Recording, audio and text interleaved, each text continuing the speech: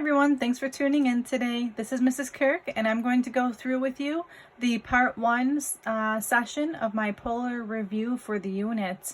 Hopefully you've been following along with the videos quite nicely during this unit. Learning polar coordinates and polar equations is a really cool thing. It's a really cool topic, but it definitely is very challenging to do on your own. So first of all, just give yourselves a nice pat on the back for getting this far in the units, and I'm just so proud of you. All right, so anyways, going on to today's lesson, I'm going to ask that you have your handy note sheet available. I'm talking about this little note card that you should have been writing throughout the unit. This is my note card. Okay, if you don't have one, maybe pause the video and, jot this information down. This is all the information I have from the polar units. I even had to go on the back a little bit for a little bit more. So if you need to pause the video to make your own note card, I would recommend doing that before you begin, because we're going to be using all this information today and putting it all together. I don't know about you, but I think polars is definitely a tough topic, but going day by day makes it a little bit nicer. When you put it all together, it really does it get overwhelming. So let me take some time today and just review the questions that you're going to see in your homework tonight.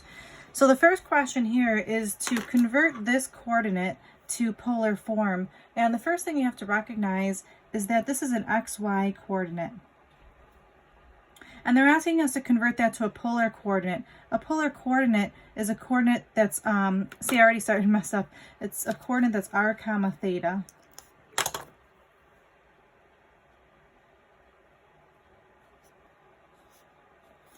So I'm going to go ahead and look at my note sheets here on what I'm going to do. I wrote down right here, if I want to go from xy to r theta, these are the two formulas I'm going to need. So the first thing I need to do is be able to figure out what r is. I'm going to use this top formula, x squared plus y squared equals r squared. So again, everything I'm doing with you today, this is review from the unit. So I'm not going to spend too much time on these questions. All right, so I'm going to plug in what I know. I know x is -5, y is -5 radical 3. And then if you'd like, you can just grab your calculator and type this onto your calculator in one step here. So I'm going to grab my calculator. Again, if you don't have your calculator, perhaps pause the video, go grab those calculators so that you can practice typing this in. All right, when I square all that, I get to the number 100. So notice I just typed it all in one step. So 100 is equal to r squared. So that means r is equal to 10. Now I'm going to refer back to my handy note card here. It says here that the next thing I want to do is take the tangent of theta and set that equal to y over x.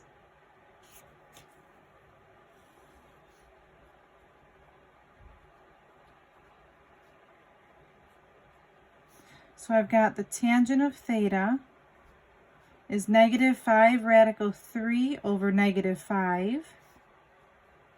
And that reduces nicely just to be positive radical 3. Let's see, I didn't write anything else on my note card, but I do remember that I need to plot this point to help me with my SRQ. Or QRS? Yeah, QRS for this one. No, SRQ. So the sign I'm noticing is positive right off the bat. The reference angle, let's see, tangent radical 3, the reference angle is pi over 3. And then to figure out this quadrants, this is where I'm just going to make a note here. You want to plot the original point.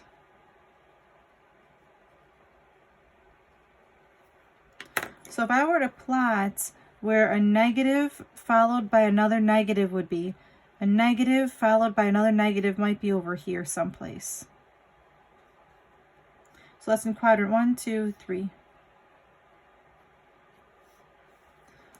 Let's see, now to figure out what theta is, I know the reference angle is the angle between the x-axis and my terminal side, so that's going to be pi over 3, but theta is the measure from the x-axis all the way around. So I know from the x-axis to this x-axis is pi, So pi plus pi over 3. What is pi plus pi over 3? So that's 3 pi over 3 plus pi over 3. So that's 4 pi over 3. And that's going to be my theta measure. So now to finish it all off, I've got my r value, I've got my theta. Now I can write my final answer as a coordinate. 10, 4 pi over 3.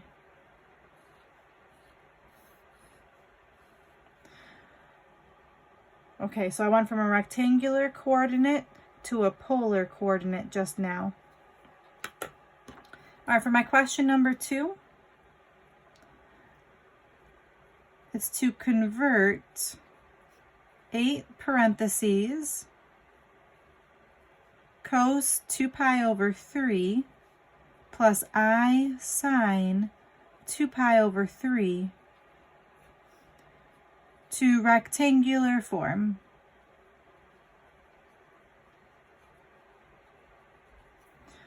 Okay, so this is going to be this is in polar form right now, and if you recall, this is the same thing as 8 cis 2 pi over 3. And because I see that there's an I in this problem, see there's an I here, that's going to tell me that the rectangular form is actually the complex number a plus bi. So again, I knew that because this has an I in it, so I know the polar form also has to have an I in it, or the rectangular form also has to have an I in it. All right, so what I'm doing is I'm going from polar to complex or rectangular. Let's see, polar to complex. I'm looking at my handy sheet here, and I've got from complex to polar. From polar to complex, it looks like I'm just going to use this. Let's see. I don't think I wrote anything really useful on this card to help me, so I'm just going to have to go by my memory, and that's okay. Let's see. So to figure out how to go from polar to complex, so this is from polar to complex. So after this set of notes, I'm going to probably add that to my note card so I have that to study from. To go from polar to complex, all you want to do is actually just evaluate these items. So evaluate the cosine of 2 pi over 3. So to evaluate this, I'm going to actually do normal QRS. So I'm going to draw a picture of where 2 pi over 3 is going to be. 2 pi over 3 is a little bit less than 3 pi over 3. This is 3 pi over 3 here. So 2 pi over 3 is going to be in quadrant 2. I'm looking for the reference angle, so that's my quadrant is quadrant 2. The reference angle is the angle between the x-axis and my terminal side. So that's going to be pi over 3. And then using all students take chemistry, I can figure out the signs in quadrant 2. So I've got a cosine first. A cosine in quadrant 2 will be negative. And then I've got a sine second. A sine in quadrant 2 will be positive. Okay, so what did I just figure out? I figured out that this is the same thing as 8 times the negative cosine of pi over 3 plus I times the positive sine of pi over 3. So again, what I did here was I just took the cosine of 2 pi over 3 and the sine of 2 pi over 3, and I just rewrote those things. And now I'm going to use my note card here to figure out what these values are.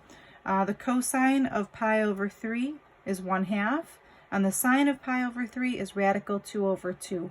So I'm just going to plug in those values now. This is 8 times negative 1/2 plus I times radical 2 over 2. And then I'm just going to distribute the 8. So 8 times negative 1/2 is negative 4. And then 8 times another 1/2 here is a positive 4 because it's positive. So positive 4 radical 2, and then just throw an I at the end. Oops, I wrote radical 2 by accident, but I meant to write radical 3 because I'm just noticing it's sine of pi over 3. I wrote down the wrong one. So it's radical 3 over 2, and this will be a radical 3. Okay, again, this is very difficult to do on your own, so I'm just taking time today to summarize all the different concepts that you've learned this unit. Here's my number 3. Convert -12, 5 pi over 3 to rectangular form.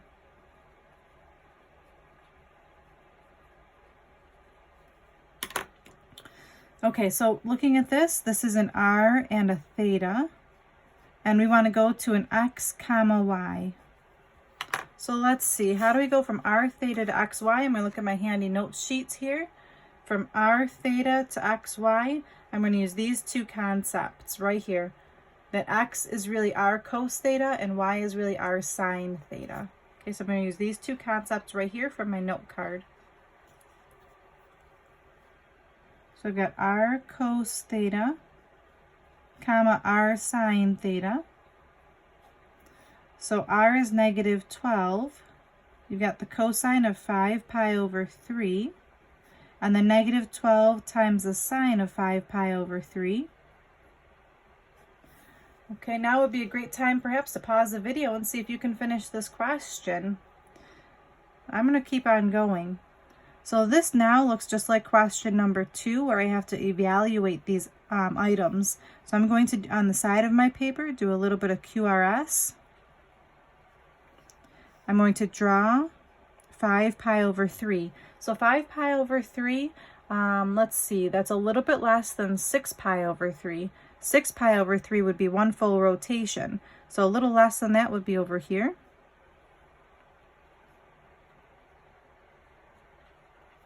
So that's going to be in quadrant 4. The reference angle, again, is the angle between the x-axis and this terminal angle. In this case, it's going to be pi over 3. And for the signs, I'm going to use that idea of all students take chemistry. We're in quadrant 4 here, so cosine is positive and sine is negative. All right, so to finish this off, I've got -12 times the cosine of pi over 3, comma -12 times the negative sine of pi over 3. And then I'm going to refer back to my handy note card here to figure out what the cosine and the sine of pi over 3 are. So let's see. The cosine of pi over 3 is 1/2. The sine of pi over 3 is radical 3 over 2. So I'm going to plug in those items.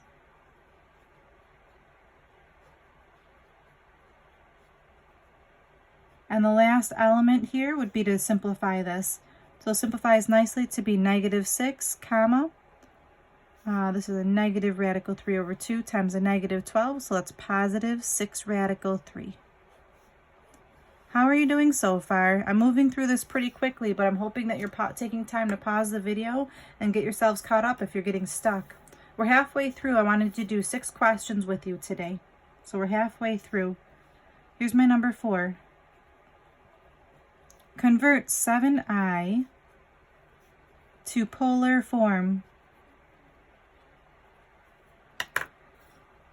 So let's see here. What is 7i? You have to be able to identify this. Because this is not in parentheses, there's no parentheses anywhere. This is the same thing as 0 plus 7i, which is the same thing as a plus bi form. This is a complex number.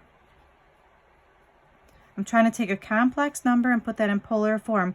Because I see that there's an I in it, the polar form has to have cis. So I need an R and I need a theta. Okay, all of that information, that's very difficult to have mastered by this point. So that's why I'm taking some time to write down my notes here. So I want to go from complex to polar. So on my note card here, I do have how to do that. From complex to polar, so here's my a plus bi, I'm going to cis form. Here are my steps. You plot the vector first. So I'm going to plot 0 plus 7i. Let's see, where would 0 plus 7i be? 0 plus 7i will be right here. I'll do it in pink so you can see it a little better. Here's my 0 plus 7i. So that's the first step. Then I need to figure out what r is by using the Pythagorean theorem. So let's see. A would be 0. B would be 7. So I get 49 equals r squared. So r is equal to 7. Then it says to find theta by using the tangent formula. Tan theta is equal to b over a. So let's see. Tan theta is equal to b, which is 7, over a. That's an, oops, a is 0, sorry. 7 over 0 is undefined. And that's okay, because if I look at my picture, I can see that it's a quadrantal. Remember, that's called a quadrantal when it's on the axes like that. There's so much to know for this unit. This is very overwhelming. It's a quadrantal. What is this angle? Well, this is 0. This is pi over 2. Because it's a quadrantal, I can just stop here. It's undefined. So I know theta, if I look at my picture, theta is pi over 2. So to finish this question off, I've got my r, I've got my theta. I can put it together. It's 7 cis pi over 2. So again, when you take your quiz, all of these questions are going to be mixed up. They're not going to be in this particular order. So it is important to understand how to identify the question. This is a complex number, and I'm putting it in polar form. I know it's complex because it has I in it, and the polar answer also has I in it. All right, you're doing a great job. I just have 2 more to go through with you. Here's my number 5. And again, take advantage of pausing the video to get yourselves caught up. This is a lot of information. Convert 6 minus 6i to polar form. Wait a second, 6 minus 6i to polar form, isn't that essentially what I just did in question number 5? I hope you recognize that. Here's a plus bi, so I want to go to r cis theta. Okay, so this would be a great time. Let's pause the video for 2 minutes. See if you can finish question number 5 to make it look like question number 4. So use number 4 as a guide. Okay, so pause it for 2 minutes. See what you can do. I'm going to keep on going. All right, so 6 minus 6i, I'm going to plot that. So 6 minus 6i would be over here. I'm using the Pythagorean theorem. Plugging in 6. Plugging in negative 6. That's 36 and 36, which is 72. And then I know 72 breaks into 6 radical 2. So 6 radical 2 is r. To figure out theta, I'm doing tan theta is b over a. And again, if you notice, I'm writing the formulas down every time so I can try to memorize this. That's negative 6 over 6. Tan theta is negative 1. So now I'm going to do SRQ. The sign is negative. The reference angle, I'm looking at my note card here. Tangent is 1 at pi over 4. So the reference angle is pi over 4. The quadrant, I'm looking at my picture here. So this is from the original point or original vector. The original vector is over here in quadrant 4. So let's see, the reference angle is this little piece here, that's pi over 4. I'm looking for theta. Theta is the angle that goes all the way around.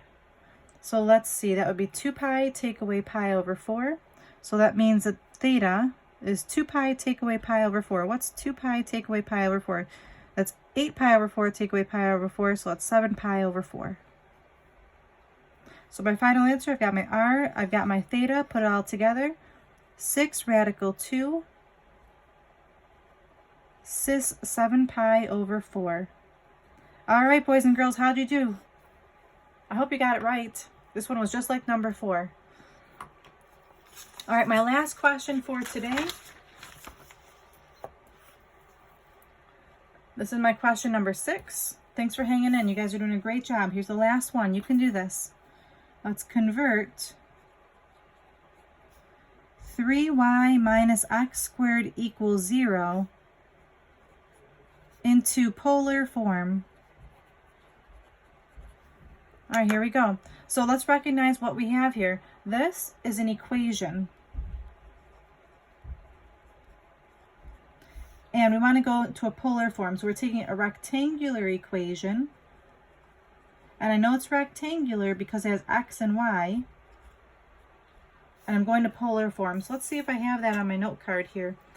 Let's see, for equations, for polar to rectangular, I'm using some of this information here.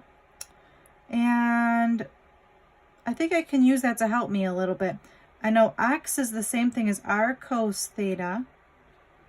And I know Y is the same thing as R sine theta. That's going to be what I'm going to be using right here. This little bit of information. All right, so let's give it a try. So instead of Y, I'm going to plug in R sine theta. Instead of X, I'm going to plug in R cos theta. And it says squared, so I'll put a squared here. Okay, so now I have to simplify this a little bit. I can rewrite this without parentheses. This is the same thing as R squared cos squared theta. This is a really tough one.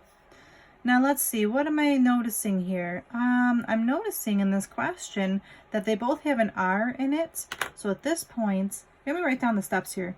So the first thing I did was I substitute.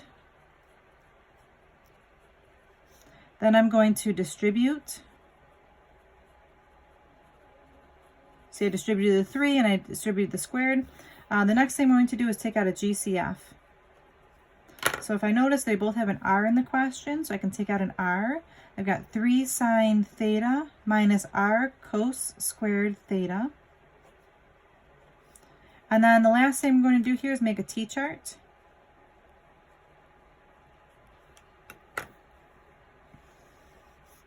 It's a tough one. I get R equals 0, and with these questions you can't have a radius of 0, so we're just going to reject that. This one I get 3 sine theta minus R cos squared theta equals 0. So after I make my T-chart, the last thing you want to do is solve for R. So I'm going to move over that, let's move over the R cos squared just to make it positive. So we get R cos squared theta, and the last part, oops, I don't need that equals 0 anymore because I moved it over.